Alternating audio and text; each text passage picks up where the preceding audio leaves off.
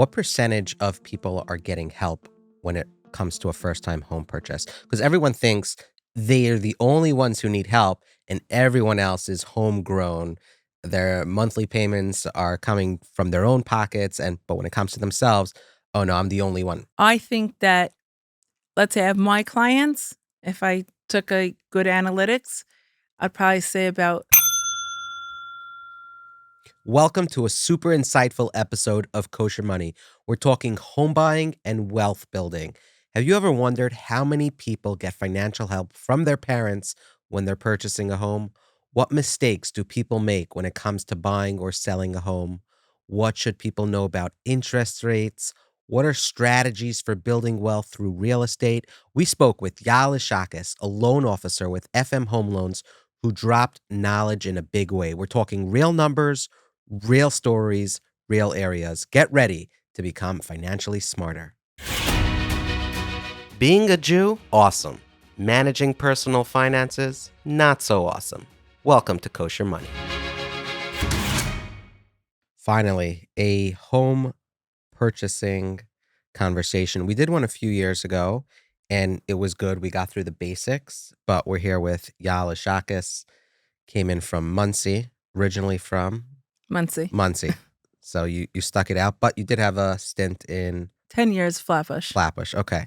So that's my original hometown, but we're going to try to cover different communities within this conversation. The reason I came across you was from a LinkedIn post. So if you don't believe in LinkedIn marketing, there you go. And you wrote, I did a loan for someone last year buying a $1.5 million home. Okay. That's probably above average for a home price. But what happened? Let's walk through this story and we'll break out the conversation from there. So guy has a salary, qualifies. He's more of a player and everything's fine.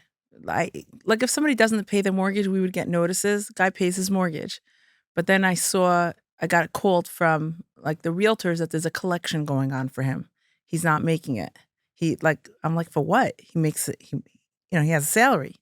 And she's like, he can't get his electric bill. His things are being shut off.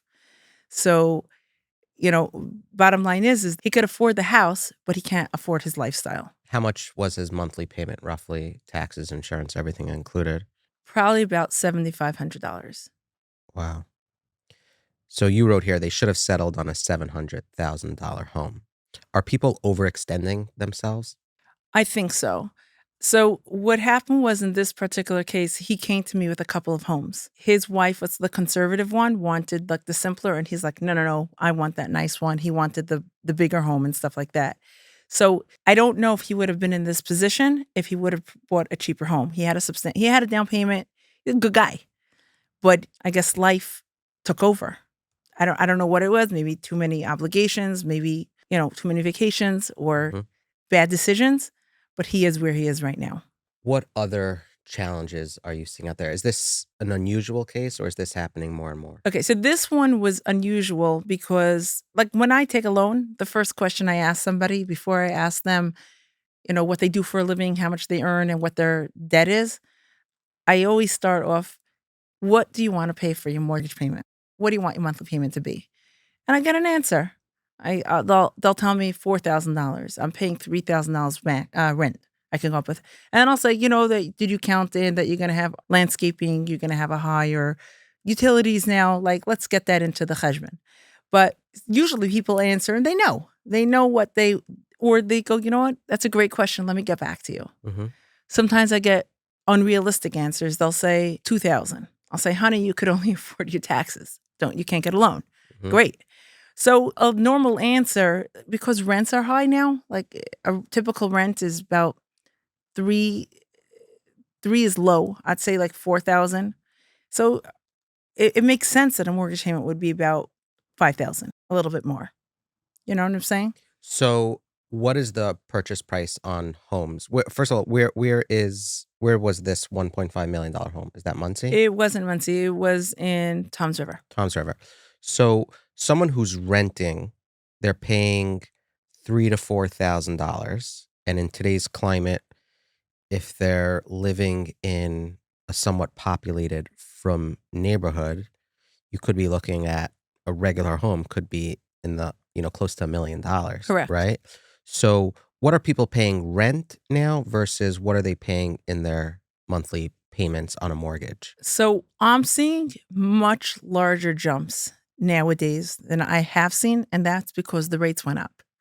So I have one now that the guy's paying 4,500 in rent, and his mortgage payment's going to be 7,200. I think that's big payment shock for somebody. He could afford it, but I don't think he has a choice. He has a couple of kids. He needs to buy a house, and the rent keeps, like, his lease is getting ending, and he has to renew it, and it's just going to go higher. So people have to take bite the bullet and say, okay. So I'm not opposed to that as long as they can afford it and they budget properly. What are people who can't afford it doing? Are they just staying in their apartment much longer? Assuming, if they are having more kids, that apartment's getting smaller and smaller and smaller. Is that a challenge where people will call you up, hey, we're interested in buying a home, get sticker shock, the price is too high, they can't take that jump. So then they end up just staying in that apartment. Are they going to other apartments? A friend of mine who I went to school with called me 2 years ago. Her rent's $2,900. Her family wants to help her, and they're going to give her money for a down payment. So I ran through everything, and I said, your payment's going to be $4,000. It was like $4,100. I can't do it. She called me 2 months ago and told me that her landlord raised her rent. It's $4,500. Wow. And now the same house doesn't even exist, and it's higher. So she's like, I don't know. She's up a creek. Yeah. So what is your advice to people in the situation now, right? Because if those homes don't exist, let's say you were in their shoes, what would you do if you needed to move out? You could go someplace else, but again, renting for a larger place, you could be talking $4,000 or $5,000. Might not even be an apartment suffices, so you now have to rent a home. That could be almost similar or very similar to a mortgage payment. I'm very passionate about what I do. Right. And I think that buying a home is the only way for a regular layman to build wealth. So I could take me. Like when I got married, we bought a co-op. So I bought a co-op for $145,000. It was very expensive for me. We put down 20, 25%, whatever it is. I remember being very nervous. We went before the board. But 2 years later, I sold my co-op for $195. So What is a co-op for those it's that a co-op is like a condo. It's just like you buying shares and as opposed to real property. It's and like you're owning a standalone property? you bought. Yeah, I bought in a building. It was on Okay. East 27th Okay. Kings Highway. So it's So an apartment. it was an apartment. Okay. It's like a condo. That was a way of me building wealth. Like I went to sleep every night earning money because I built equity. Mhm. And then I took that money and I was able to buy my next house. So I believe, like, do something within your means. Just to let you know, my next house was, I couldn't afford, I wanted, my friends are like living in the 20s or whatever, and it was too much for me. I bought across the street, across from Flatbush Avenue. Mm. I had 2 from neighbors, and that's how I built my equity there. What year was that? Over 20 years ago, 15 years ago. It was a long, long time ago. I like now I get loans on that block. I actually did a loan from guy who bought my house from who I sold it to. Uh-huh. It became people, but I'm saying I was that person who went out. I was that person who lived across from Flatbush Avenue. So what do you do though if you're stuck in the middle where you may be able to buy the home, but you're somewhat uncertain about the monthly payments? It may or may not work. Every day that you wait, prices are just going up. Rates are what they are. No one can control that. We can get into that. But what would you do if it could work, but it could also not work? Like, when do you know to possibly take the jump? Assuming you have a good job, yeah, you might be able to get some raises, or your wife might start working, or vice versa. If you can't afford something, do not do it. Okay. Don't. I would never tell somebody to say, like, I have people calling me and I say, how are you going to afford it? They go, Hashem will help. I know, but Hashem's helping me put you in your place. You can't afford it. Please don't buy it. You can't do something you can't afford. You have to have a plan. Like, I would never tell somebody to do something, but I would tell somebody, go a little bit out. You don't have to be in in that center. Walk. Take a 10-minute walk, walk a little, get some friends, go a little bit further, do what you could afford that doesn't kill you. It's very hard for a man to tell his wife, no, you can't buy shoes for your kids because I have to make a mortgage payment. Like, do something within reason. And I understand. We all want to, but I think that people have to be realistic. Yeah, what do they call it? House poor? The day after Yeah. you liquidate your entire savings, you get the house, you wake up day one after sleeping in the house, and you look at your bank account, there's like $7 in it. You're lucky if you have 7. Wow. Yeah. We've been telling you, awesome Kosher Money listeners, about the phenomenal work Colel Chabad is doing in Israel to help combat hunger and more. But did you know they have a therapy center in Tzfas dedicated to treating those with PTSD? Yes, it's a free therapy center for soldiers and civilians suffering from PTSD and anxiety from this horrible war. The center's only a few months old, but it incredibly has helped thousands of soldiers and civilians who are suffering from PTSD as a result of experiencing war and terrorism. They're doing incredible work. Many cannot afford the therapy required to heal properly, and that's where Colel Chabad comes in. They cover the costs, and people like you are helping Colel Chabad with this important service. So if you have the ability, give whatever amount you can give. Please visit kohelchabad.org/koshermoney and give. You can give a one-time donation. You can give a recurring donation. Help our family and friends in Israel. Help them recover. Help them heal. If you're listening to this while you're driving, pull over, click on the show notes. If you're listening to this in bed, click on the link, donate what you can. The link is in the show notes. And we hope one day we'll get to a time where we won't even need this service. Now back to this week's episode.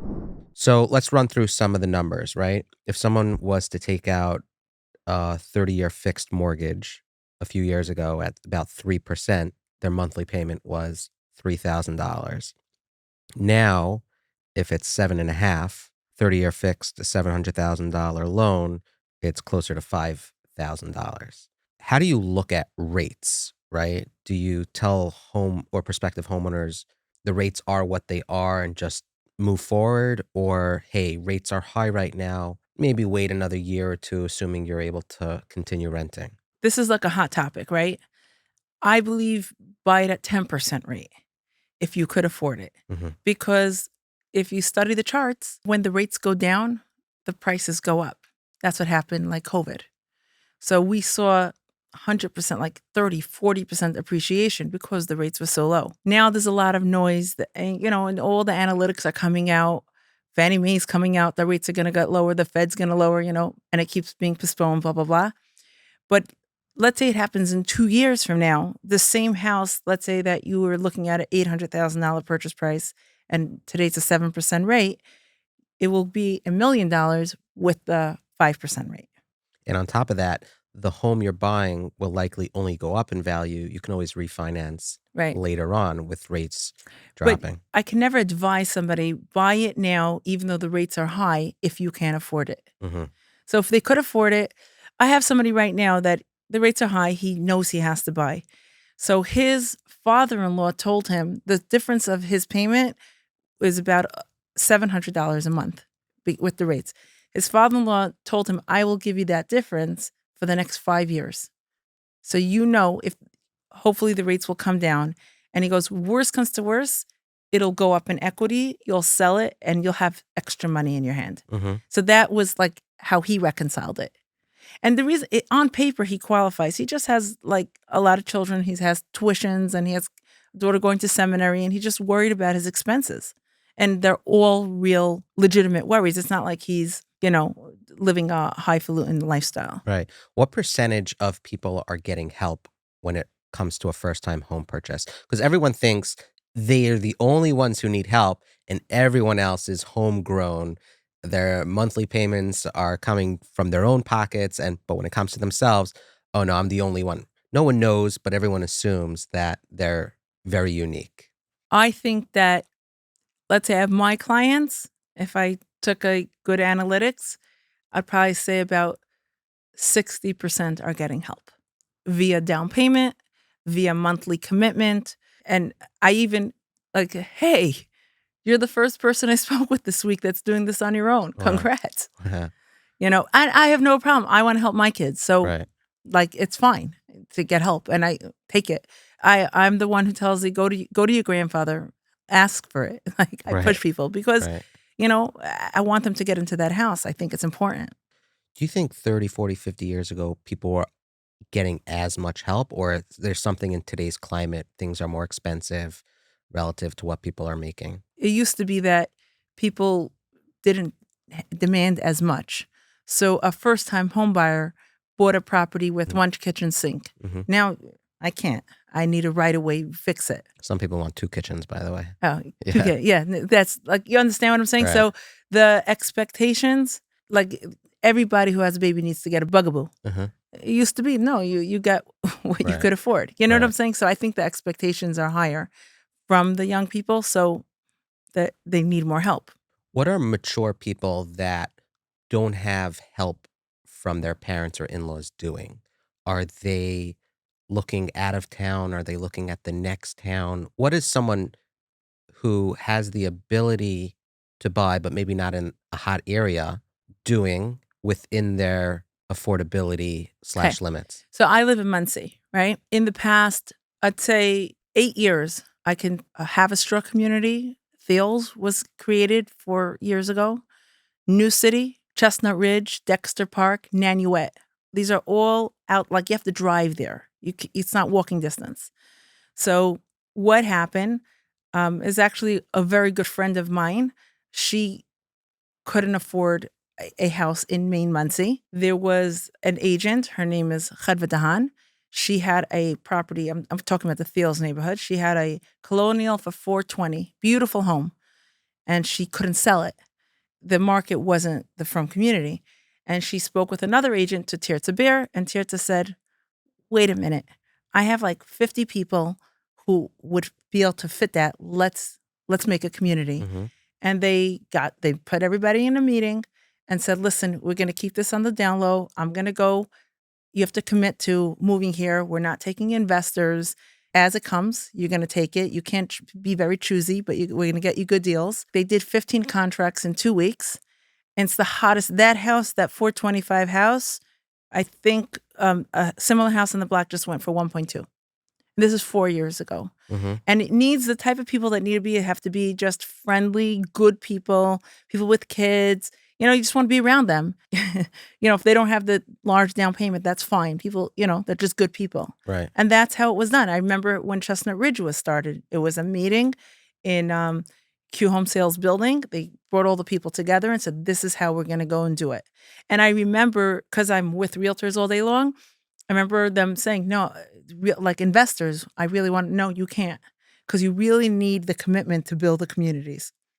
Wow. I see something similar in the 5 towns, right? North Woodmere always had some level of Orthodox Jewry, but in the last 10 plus years, Yeah. it's taken off. So a colonial 12 years ago went for $500,000. You'd be lucky if you found a colonial for 1.5 right now. Though, when people think, oh, you got to go out of town, where in the conversation is the next town over, where you have the ability to drive 10 minutes, get the supermarkets from the main town, get your Judaica store stuff, but it's not like it's an hour and a half out of the community. So Lakewood did that. It started off like they went to Tom's River, Jackson, and then nobody touched Manchester.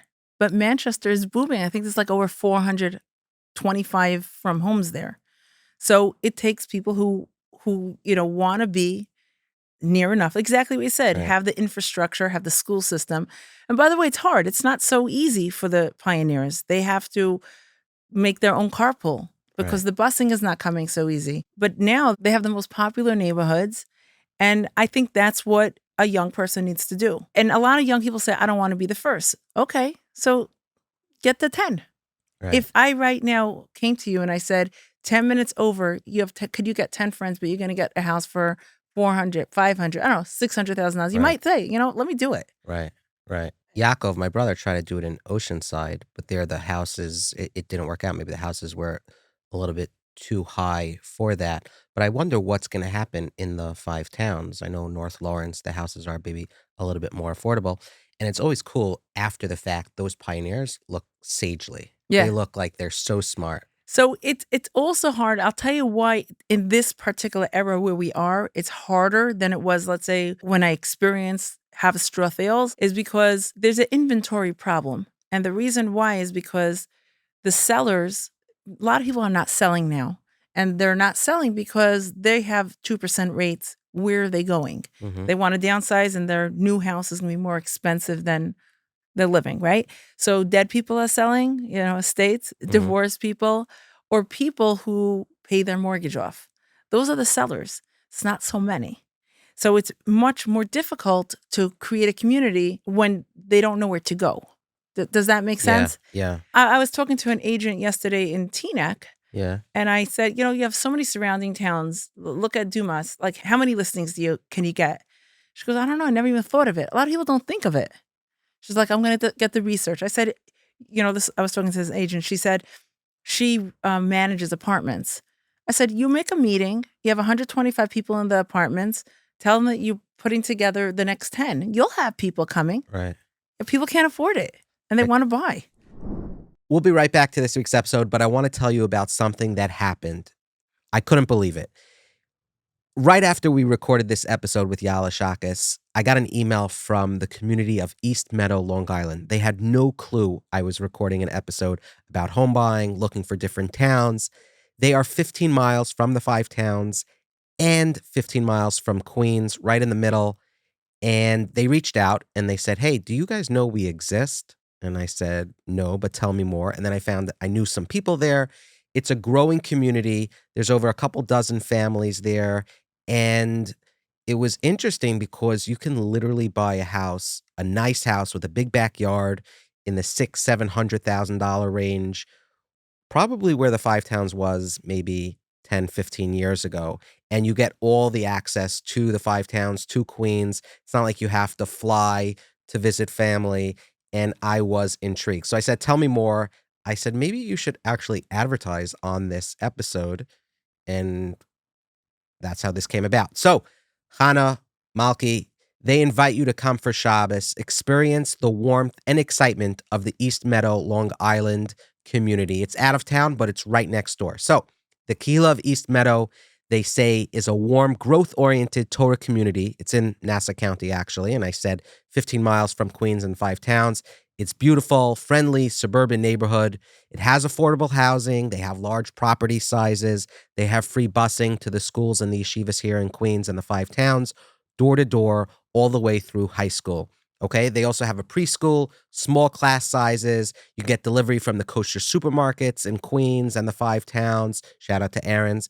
Vibrant, welcoming shul, members of all ages, and they are focused on family growth, Torah, Chesed. They are an actual legitimate solution for somebody looking in the area and doesn't want to travel way, way far away from family. So they have a really dynamic program. Highly recommend checking it out. You don't have to go for Shabbos, right? You can go for a Sunday. They have programming for men, children. They have family-friendly local parks. Sounds pretty special. And if you want to schedule a visit or you want to learn more information, contact Malki, 917-376-6364. We're going to put her phone number and the website, KehillaofEastMeadow.com, in the show notes. You can scan the QR code if you're watching. We'll take you right over to the website. Highly recommend looking into it. Okay, so these are the pioneers. They've done it. We're going to talk more about this idea of the next town over and more. Now back with Yael Ishakis. I spoke to a friend who's renting. He's a young married with a couple of kids in the Teaneck area. I said, "Shoot me over some points." These are some of the things he said, and feel free to chime in when something comes to mind. There are 250 plus young couples in the apartment community in Teaneck. It's a 2 to 5 year temporary stop. Everyone is constantly talking about where to next buy a house. The numbers don't make sense. If you want to stay in the area, there are barely any houses in Teaneck. If there are, it's over $1 million. The next town over options are now $750,000 for a 4-bed, 2-bath, and the couples are fighting over them. It makes no sense. In general, very little supply here and in other from areas. The few that are for sale have high mortgage rates, high sale prices, and less desirable specs. So that's not specific No. to the Teaneck community, right? Some couples are buying empty lots and building new construction for an absurd amount of money. obviously getting help from parents. Many move to Israel, but to buy in Israel typically means buying on paper, to moving into an apartment ready in 3 to 4 years, and requires $150,000 to $200,000 down payment. Not many people have that. There's significant resistance for many who are just starting out their career, have young family, to move out of town. If one of the couples are from out of town, I see many of them moving back to that community. You see that in Toronto. If there's one Right. person, like they say Toronto is out of the question, even though Toronto is trying to work on some solutions with Thornhill. I see many of them moving back to that community as it's cheaper and it's without sacrificing the familial support. People talk about moving together with a bunch of young couples to a new town, just starting a new town shul in New Milford, and will continue to be built out quickly. People are looking into that. But because it's a desirable area, there aren't tremendous discount savings by buying there, right? Like the next town over, you could be looking at $700,000-$800,000. It's better than 1.2. Right. I think that the way it has to be done, the realtors who do it and who I've seen do it, are usually ladies, sorry. And they know how to do it. Like they get a bunch at a time. You can't just have someone say how you move there alone. Nobody wants that. You have to put a bunch together, and then you don't have to have a shul right away. Put it in the garage. Right. Start slowly, like how our parents did it. It doesn't happen overnight. Right. It's that bugaboo mentality, right? Yeah. Like everyone wants that shiny new. So there's right now like a community in Nagatuck, I think that's in Connecticut.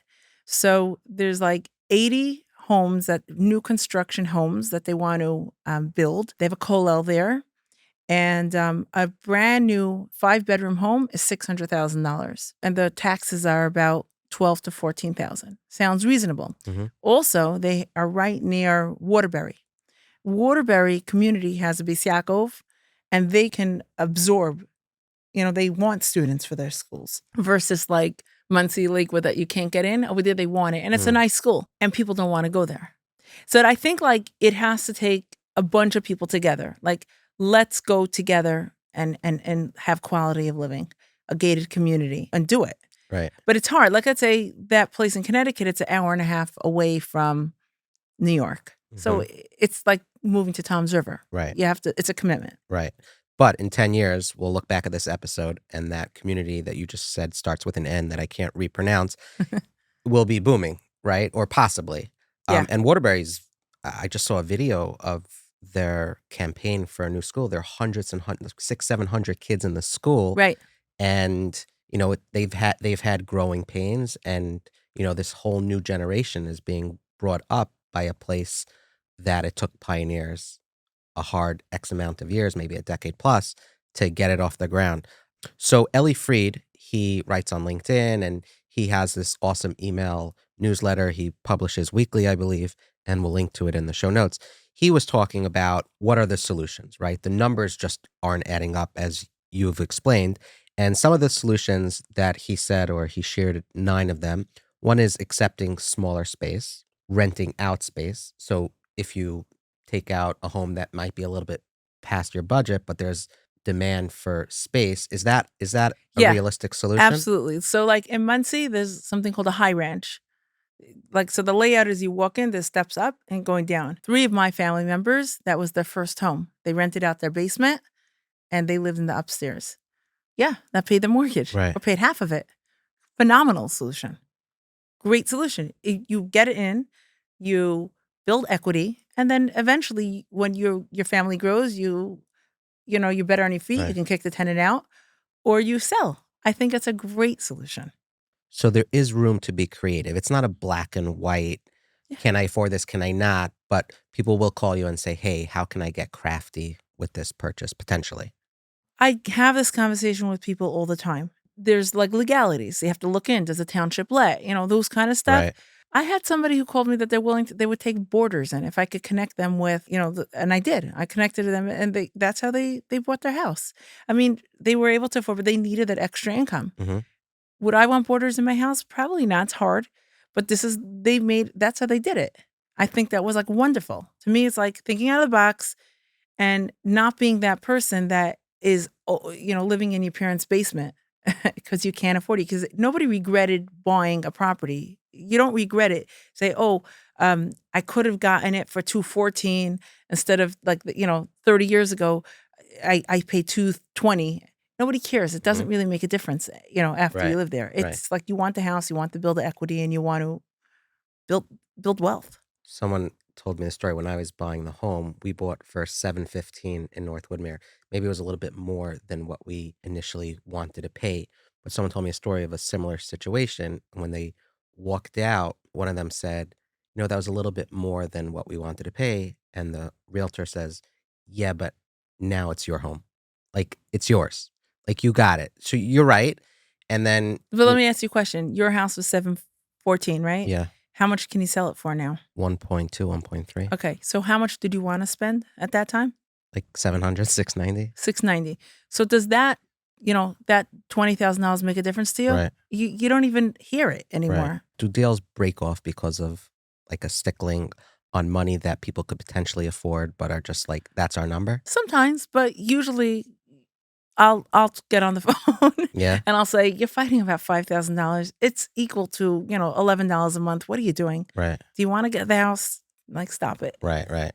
So Ellie Freed shares moving further out, which we covered, moving out of town, which there are nice neighborhoods. If you can sacrifice the familial closeness, right? You look at Cleveland, you look at Detroit, Waterbury. But Waterbury is Yeah. not even so out of town because at least it's in drivable distance. Right. You don't have to get on a Right. plane. Right. Florida has taken off like crazy Right. in the last 5 years. I don't know if it was a COVID thing. But Florida's expensive now. Uh-huh. It's very, I mean, Tampa, Okeechobee, there are Uh-huh. like newer areas, but the ones that with the big infrastructure is very expensive. I see. So they're running into the same challenges there. What's interesting in North Woodmere is that the houses have become pricey. So people that would have been great additions to the community that just can't afford it, we've lost out on them.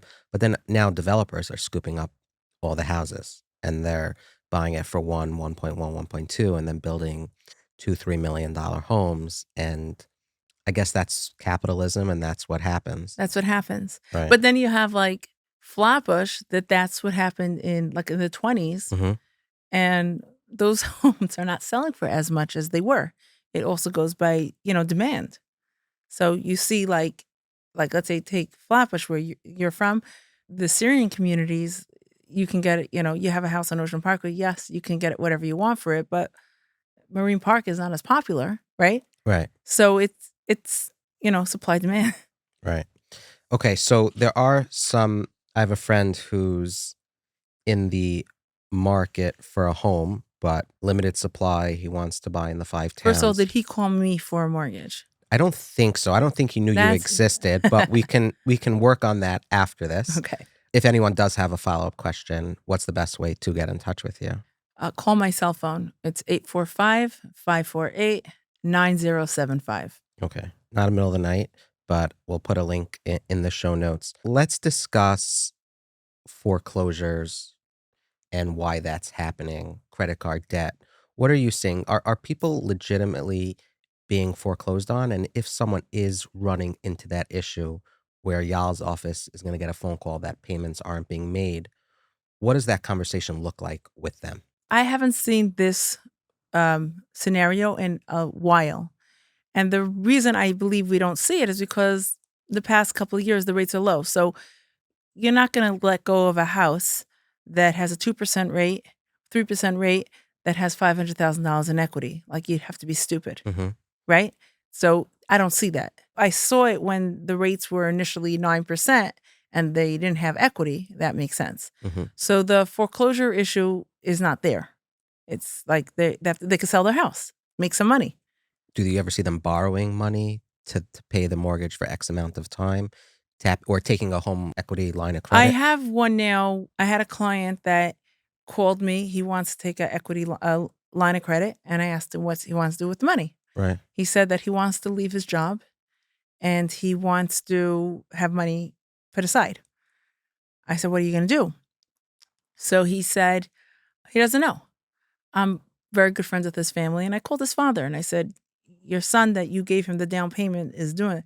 He says, "Don't you dare give him that loan." Uh-huh. So I didn't. I just told him it's not a good idea. He took a loan with someone else. and his father's now paying his mortgage. Oh no. So I mean, people are going to be reckless and irresponsible. But I feel like you're asking about credit card debt. I see that a lot. People come to me and they have tons of credit card debt. A lot. Mm-hmm. It's unfathomable. Like I don't even understand it. And they're just living above their means. And they're paying the minimum. They're paying the minimum. I had a lady who called me yesterday. She has not even so much. She has about $35,000 in credit card debt.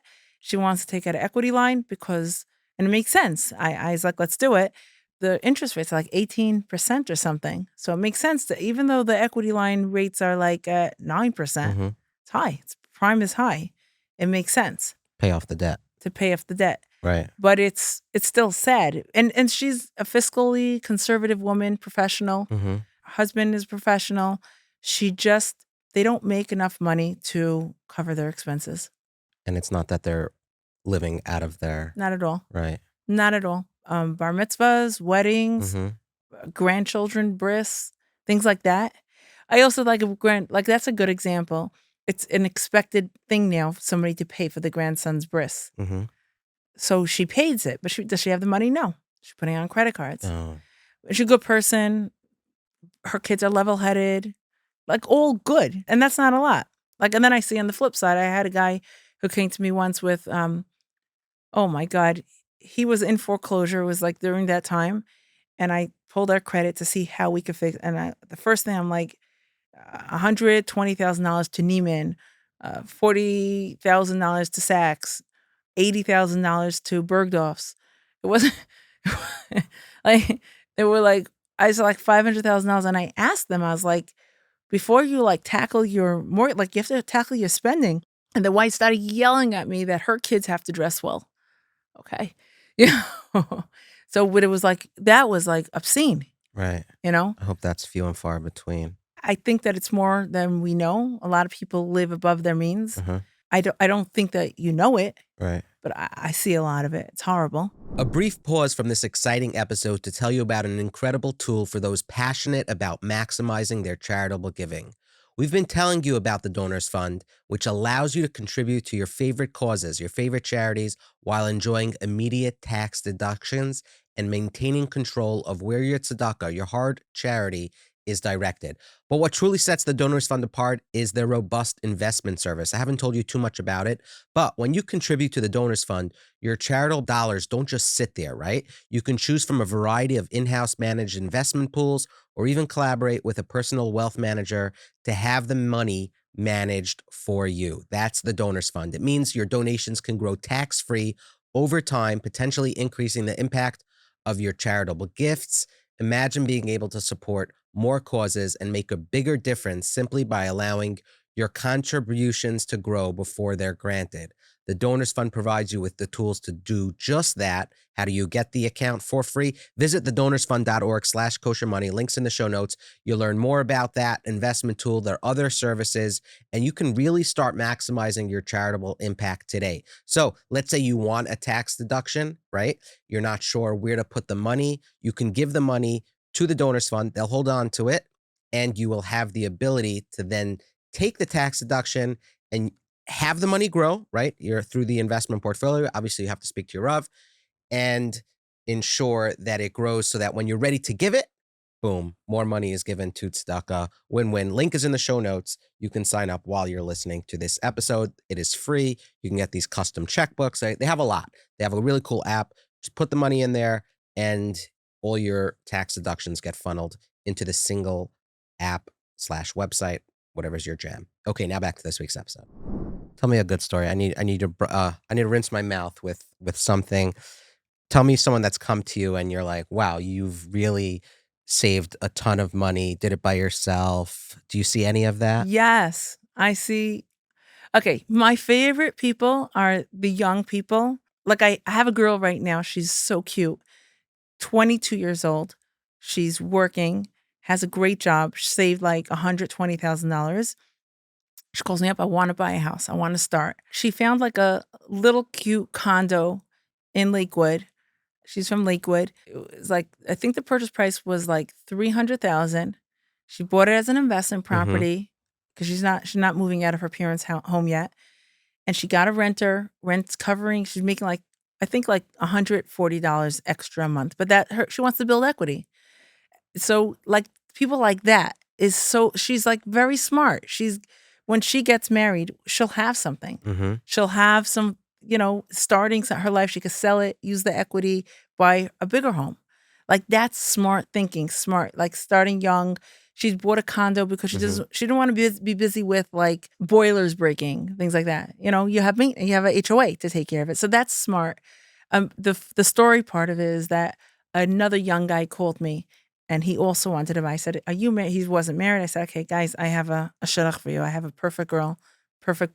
They're both smart. Mm-hmm. She was too yeshivish, but Oh, shidduch making based on yeah. their real estate appetites. Tell me about risky investments. Are people calling you and you're listening to them trying to get into the real estate game, not necessarily to live there, but to buy something? Yeah.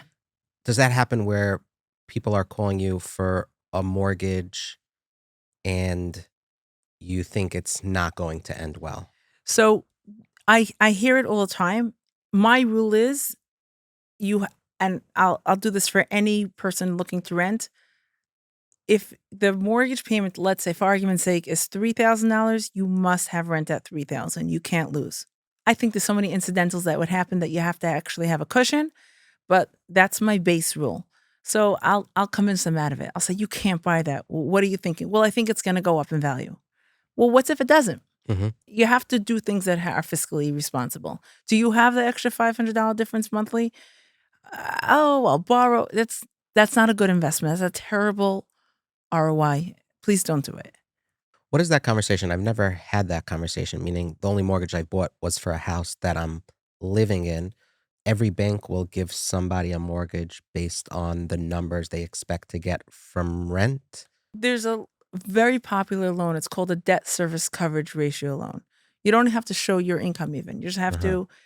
You just have to show that whatever the market rent is, the appraiser will dictate, say, he'll pull comps and say, this house is renting for, similar homes rent for $5,000 a month. And if the mortgage payment is $5,000, you can get a loan putting down 20%. And the rates would be the same No, as they're home buying? higher. They're higher. They're higher. Investment rates are always higher, Okay. but these are even a little tad higher, but it's a way of getting, I love that loan. It's a phenomenal way. You don't drive people crazy. You don't put them through the paperwork hell, Right. and they can get an investment property. And a lot of people find really great deals and build wealth that way. That's cool. It's always in the back of my mind, but I don't think I have enough money to get it. Is there a way to like ease into that? Or because you do need some level of down payment. You need to have like 20%. Right. So do it with a foreigner. Find somebody. And it could even be an apartment. It doesn't have to be a house. Yeah. Right? But do it responsibly. Speak to people that Run know the what numbers. right. Yeah. And make sure that, there's so many people who say, oh, yeah, I rent and I have tenants and they pay. What about the tenant that doesn't pay?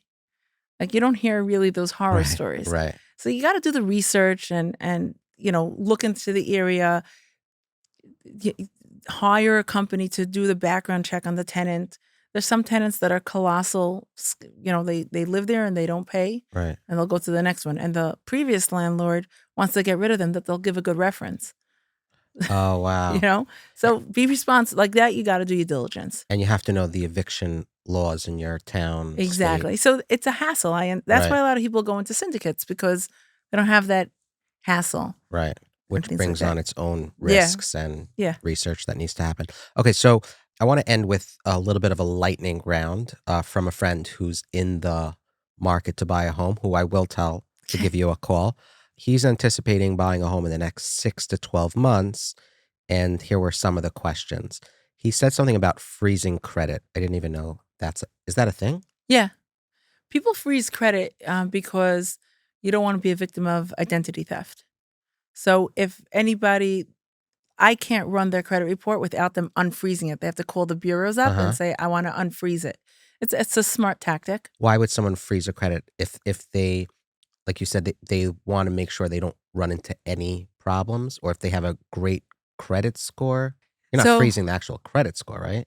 No, you can't freeze the score, but you can freeze the ability to apply for new Oh, credit. okay. So if I get so many thefts, if I get a hold of your name, your social, I guess I could pull out a credit card and use it. Oh, okay. So he's avoiding that. Okay. So it's a precarious time, right? They want to make sure that the bank has no problems with them. What happens if you're speaking to somebody and they lose their employment during the conversation? Is that like an immediate stop to everything, or are there ways to get around that? I've had situations where the client lost their job the day of their closing Oh no. and we couldn't close. You have to have the ability to repay your mortgage. I mean, I got on the phone with that person. I said, "How are you going to buy this house? How are you going to make your payments?" He goes, "I don't know." I said, "So let's get your money back." You have to be responsible. So yes, it is precarious, but someone who's in a shaky job, it's not the right time to buy a house. What about applying for new credit cards during this conversation? Is that like a big no-no, or it depends? It's generally a no-no, but Okay. you ask your loan officer, they'll look at it. Let me tell you what I do. A lot of my clients freeze their credit. They'll tell me it's frozen. I'll say unfreeze it. I'll run it, and then I'll say freeze it right back, Mm, and then we can work off their credit, and you can give them solutions. Like a lot of times, people's scores are lower because they're maxed out. Very easy. Bring it down, even out your levels. There's so many good solutions. There's another thing that we do. What I do is I don't even run a credit. I'll do a soft pull. So it doesn't affect their score at all. It gives me a great picture and they're not dinged. They can people are like I like when people shop around because I want them to feel confident that when they're working with me, mm, they're in good hands. So just here's the soft pull, here's a copy. Don't let anybody run your credit. Don't hurt yourself. mm. He writes, "How important is my wife's credit? Most cars and car leases are in my name, not in hers. How important is that?" Does his wife work? Let's say she does. Then it's important because we're going to use if we need her income to Mm, qualify, we're going to run her credit. got it. Someone comes to you and their credit's terrible. What does that conversation look like? Your credit's terrible. What'd you do? Why? Why didn't you pay this I bill? went through a period in my life where, 5 years, I just ignored payments and my credit score is a whopping 410. So let's get you on a path. You have to clean it up. You can't get a loan. You have to. You need a minimum of 580. Uh-huh. I'll put you on a path. We'll work with you. You'll do it. Do you outsource that, or is that Sometimes if it's too hard, right? I'm in the business for like 20 some years, so Right. I generally know. Hmm. But if it's too hard, I'll send them out to somebody else. They find a home, they're liking it, and they come into some agreement. So then there's that inspection. And most of these things people learn for the first time as they're going Right. through it. There's no college. They don't teach this in high school, whether they should or shouldn't. Let's talk about the inspection briefly. Is it important for the prospective home buyer to be at the inspection, or you delegate that out to a good inspector, let him do it? Um, for me, let's Yeah. say I was buying a property alone myself, I probably would not go to the inspection because I don't know the difference. You Uh-huh. could tell me I don't know what HVAC means. Right. I don't know what a boiler. I don't know what gas is. I don't know the difference. So me being there just wasted my time. But my husband, he Mm. would know, and then he would understand things. Point that out. That so I would say if bring someone who understands it, and I think the inspection is important. So you could understand I had one right now, there's termites. They're Mm. fixing it, but you gotta do that inspection. Right, and then sometimes costs can come into play. So if the inspection comes back and they say you need a new roof, Yeah.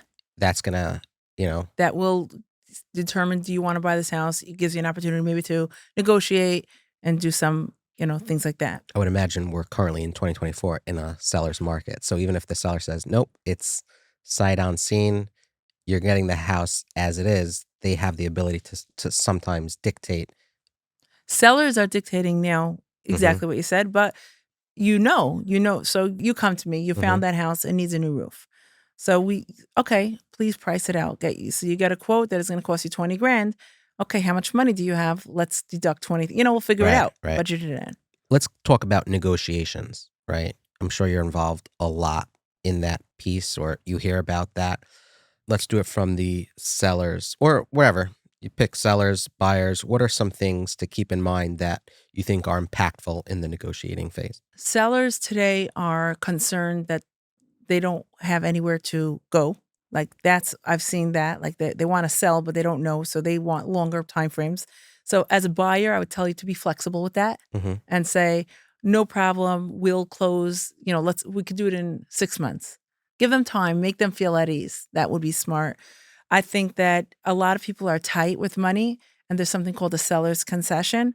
That means that, let's say the purchase price is $700,000.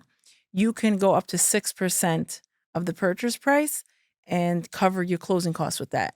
Let's say closing costs are 4%. So you can, instead of the purchase price being 700, you make it 732. 32 gets contributed towards the buyer's closing costs.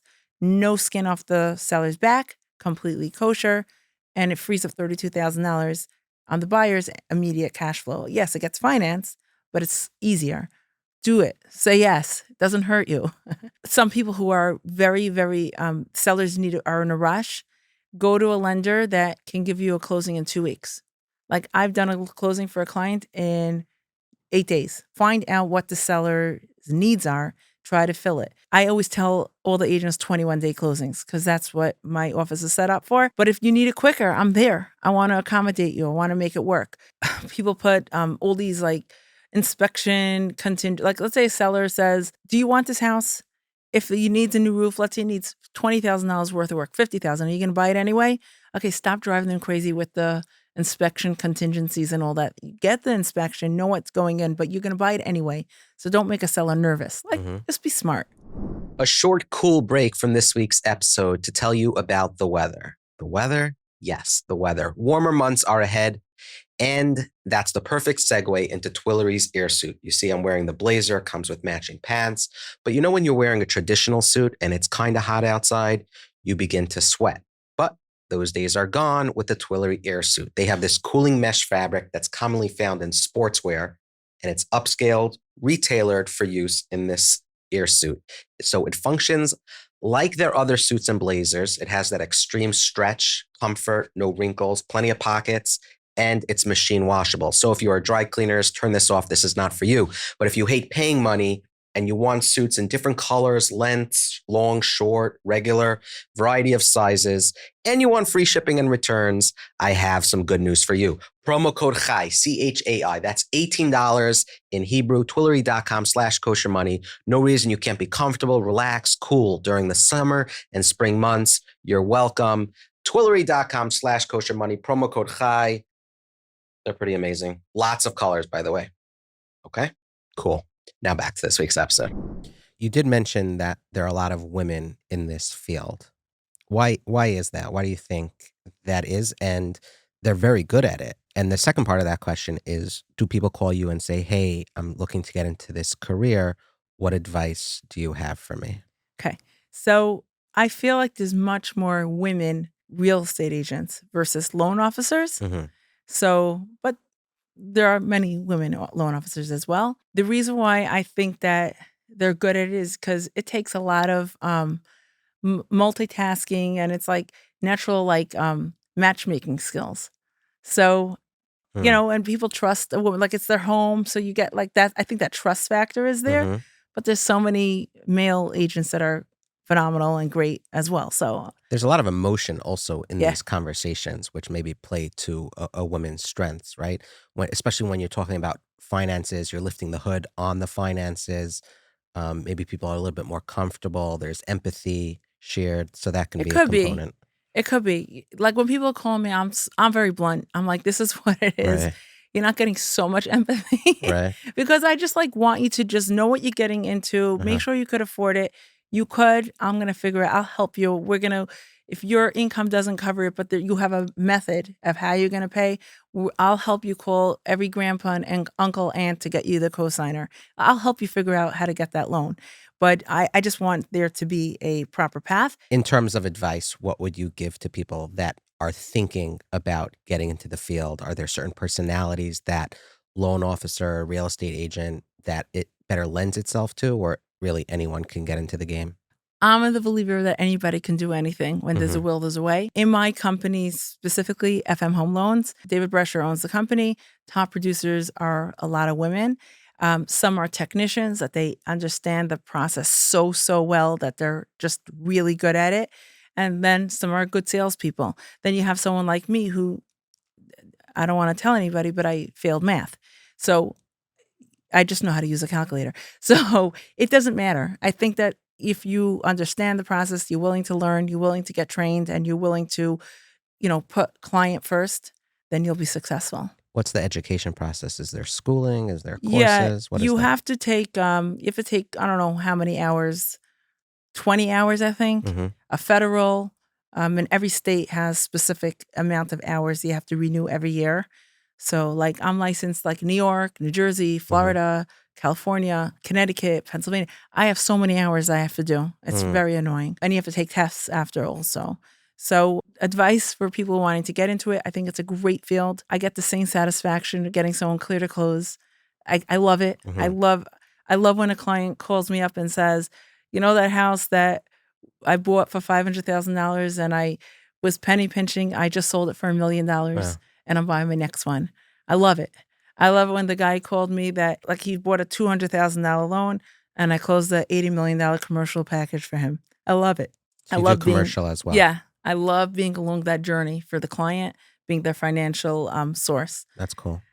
What costs are involved in the education? If someone's 20 years old, they just got off the plane from seminary, from base madrash, and they're like, hey, this conversation is appealing to me. Or, hey, I have a son, daughter that should look into this. What could they be expecting in terms of the educational process? Is this many tens of thousands of No, dollars? not at all. Uh-huh. You need to find a company that's going to believe in you. Plug for FM. I think they're hiring. Someone has to sponsor you. And I think that the education is like, I don't know, $2,000. I think it's What does less. that mean, sponsor? Someone has to You have to sponsor have you? a bank sponsoring Okay. you or a brokerage house. Got it. Can't just So- do it from your mom's basement. No, Right. no. Got it. So what didn't we cover? I mean, there's so much. You mentioned commercial loans, rates, pricing. What didn't we cover that I should have asked you? Is there any stories, final thoughts, good books to read, anything else that we maybe didn't cover? Or is this like a good start? I think we did a great start. I hate like saying a bad story and then that says, oh, I'm never going to do that. I think homeownership is amazing. I think that you said it yourself. When did you buy your house? 2016, So that's 8 years ago. 8 years ago. Yeah. So in 8 years, just by the mere fact of you going to sleep every night, how much money did you earn? In equity, almost double Okay. from what I purchased. So isn't that crazy? Did you ever see such an ROI in your life? True. I didn't go into it Of course looking not. to invest. I looked into it Because you and- needed a home for your Right, family, right. right? But the vehicle is amazing. And you also have tax benefits. Mhm. Like you get write-offs. You have to talk to your accountant, and you're building equity. I think it's like the most, like the USA has like the most awesome 30-year fixed loans. Like Canada doesn't. You have to take a 5-year arm, and then somebody called me from Canada that their loan was $7,000 and it went, because their arm expired, it went to $14,000 a month. And they couldn't have even prevented that. That's the Right. way it is.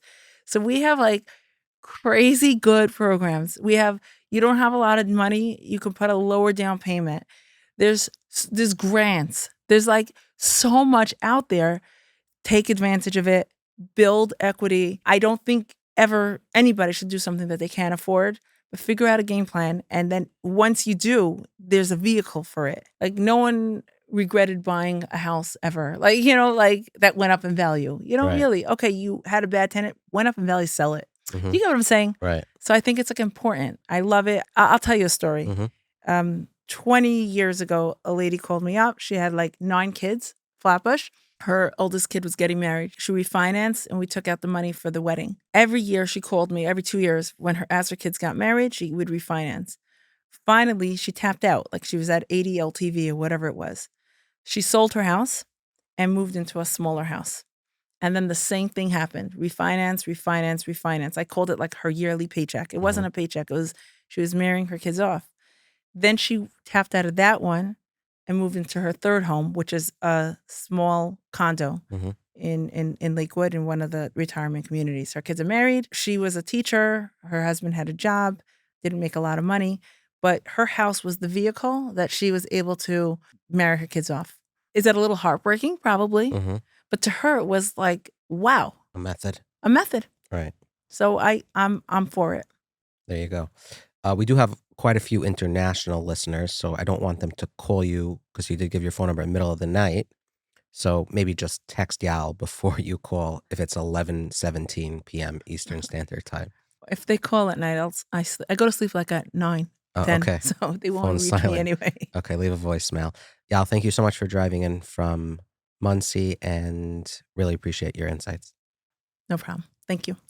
Thank you for listening to another episode of Kosher Money. If you have a topic or guest suggestion, visit livinglechaim.com/suggest and just start typing. Thank you to the sponsors of this week's episode, Twillory, Colel Chabad, the Donors Fund, and the growing community of East Meadow, Long Island. Check them all out by clicking on, yes, you guessed it, the links in the show notes. If you would benefit from a financial advisor or speaking to somebody for free to help you budget, get out of debt, or anything finance related, visit the OU's livingsmarterjewish.org, which has literally helped thousands, I think it's over 3,000 now, people just like you because they don't really teach this stuff in school just yet.